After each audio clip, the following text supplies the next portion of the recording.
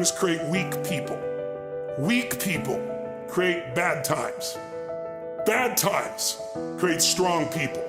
Strong people create good times. My whole thing is leaders anticipate, losers react. If you can anticipate what's coming, you can really take advantage. If you wait till it hits you, you're in trouble. The biggest problem people have is they think they're not supposed to have any. Problems are the fuel for growth. It's like if you don't have any problems, you're either a liar or you might call them challenges. It feels better. I understand that. Anybody who doesn't have problems is either totally asleep at the wheel or they don't have much of any kind of a life. But then there's fulfillment. And fulfillment is living what you're made for. Is it a lack of confidence?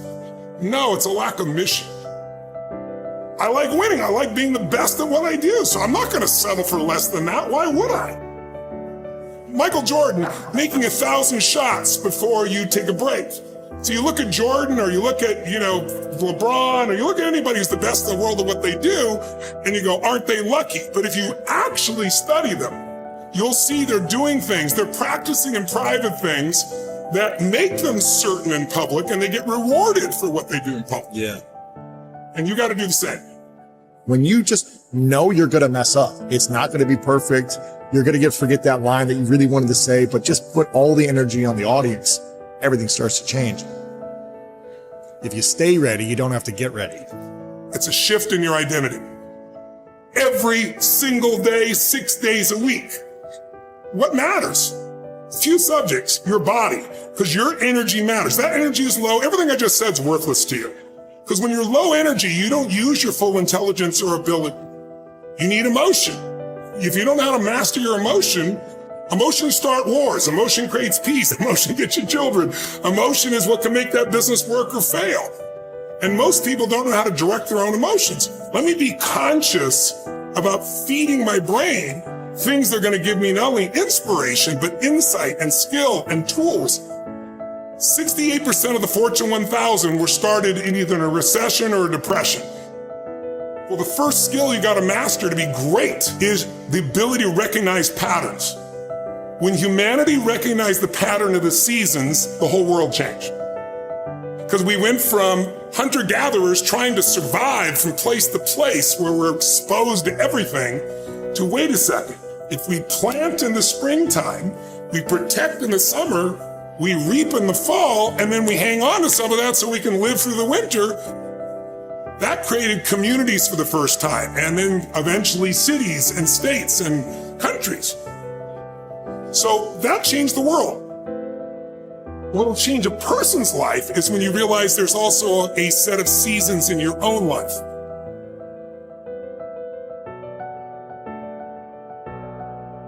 And so think of it this way, 0 to 21 is springtime. Things are easy to grow in springtime. You don't have to do that much. Growing as a kid happens naturally. But overall, life is supporting you. It's sending you, teaching you, sharing with you. Now, when you get from 21 to 41 or 22 to 42, whatever range you want to talk about, you now are in the real world. And now you go test what you learned in your springtime. So you start to learn, test, figure out what's real. And it's an important stage of life. 42, 43 to 62, 63 is the power of your life. If you worked hard in the spring and the summer and you put yourself out there and you planted, it's a reaping time. It's a time when you really become a leader. And then if you're lucky, you go from 63 to 83 and maybe 83 to 103, and you have an extended final season of your life where you get to be the mentor, you get to share. You get to make a difference. And maybe towards the end of your life, people look out for you again after you looked out for everybody else. That's kind of the cycle of life. What if you're born in 1910? World War I ends, the world looks like it's a great place, new technology, cars, radio, and then what happens? An explosion of abundance, the roaring 20s. And so you're a kid, you're 14, 15 years old, and you're like, I can't wait to get a car, to go. But what happened when that person hit the next stage of life at 19, 20, 21 years old? As they came of age, it's 1929. And suddenly, people are jumping out of buildings, total depression, dust bowl, nobody's got jobs. It looks horrific, and it was horrific. But did they get a break? No, when they turned 29, it's 1939. It looked like the whole world was gonna end. Hitler was sweeping across Europe, bombing London. It literally looked like the world as we know it was over. This is what gives me great optimism for everyone watching here. Winter's not forever. No pandemic lives forever. Everything changes and everything ends. And the good news about winter is it's always followed by springtime. What follows the night? The daytime. What a cool way to set it up if you were God or the universe. The first thing I do every single morning is I go in freezing cold water. And when you jump in, it never feels good to go in, but getting out, you feel incredible. But I do it for a different reason. I do it to train my brain to say, when I say now, it means now. When I say go, we go. I don't stand there because it's cold and go maybe in a minute when I'm ready. But I always do it because I've trained my brain. This is how we work. And if you train your brain to do that every single day, then it'll do it on the more difficult and important things in life. But the essence of it is, I change my body radically, and I do 3 things to make sure that my brain is primed. And what I mean by primed is, most people think their thoughts are their thoughts, Lewis, and you and I know better. Most people just don't understand that you are being primed all the time, and unless you prime yourself, you're gonna be primed by the environment.